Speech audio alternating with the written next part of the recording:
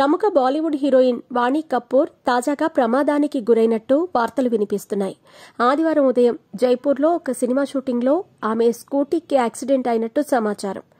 పెర్కోట జైపూర్లో బాపు బజార్లో వాణి Kapoor scooty drive చేస్తున్న సన్నివేశాన్ని చిత్రీకరిస్తున్నారు. అయితే అదే సమయంలో హీరోయిన్ నడుపుతున్న స్కూటీ సమీపంలో ఆగి ఉన్న పోలీస్ కారును ఢీకొట్టింది. నివేదికల ప్రకారం సినిమాలోని ఒక సన్నివేశంలో స్కూటీ రైడ్ సన్నివేశం ఉంటుందట. దీంతో హీరోయిన్ షూట్ కంటే ముందే స్కూటీ నడపటం ప్రాక్టీస్ చేస్తోందట.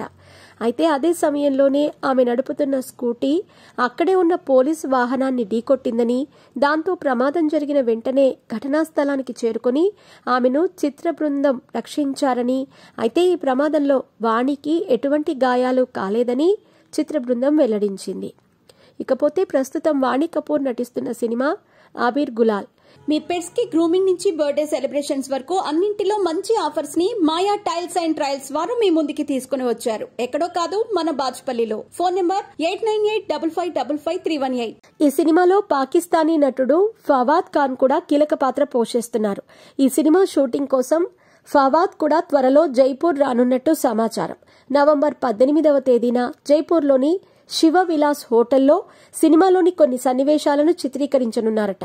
ఇక ఈ సినిమా కోసం అభిమానులు ఎంతగానో ఎదురు చూస్తున్నారు. వాణి కపూర్ కి జైపూర్ ప్రాంతంలో మంచి అనుబంధం ఉంది. అంతేకాదు, ఆమె మొదటి సినిమా అయిన శుద్ధ్ దేశీ రొమాన్స్ సినిమాతో మొదటిసారి బాలీవుడ్ కి అడుగుపెట్టింది. ఇందులో దివంగత హీరో సుశాంత్ సింగ్ రాజ్పుత్, వాణి కపూర్, పరిణితి చోప్రా కీలక పాత్రలు పోషించారు. ఇకపోతే ఈ సినిమాలతో మంచి విజయాన్ని అందుకున్న ఈమె ఆ తర్వాత పలు చిత్రాలలో నటించి భారీ పాపులారిటీ అందుకుంటుంది. వాణి కపూర్ బాలీవుడ్లోనే కాదు, తెలుగులో కూడా నటించింది. ఆమె నటించిన ఆహా కళ్యాణం ప్రేక్షకులను ఆకట్టుకుంది. ఇందులో న్యాచురల్ స్టార్ నాని హీరోగా నటించిన విషయం తెలిసిందే. బాలీవుడ్కి చెందిన వాణి కపూర్ 1988 ఆగస్టు 23న ఢిల్లీలో జన్మించింది. ఈమె తండ్రి శివ కపూర్ ఫర్నిచర్ ట్రాన్స్పోర్ట్ వ్యాపారవేత్త.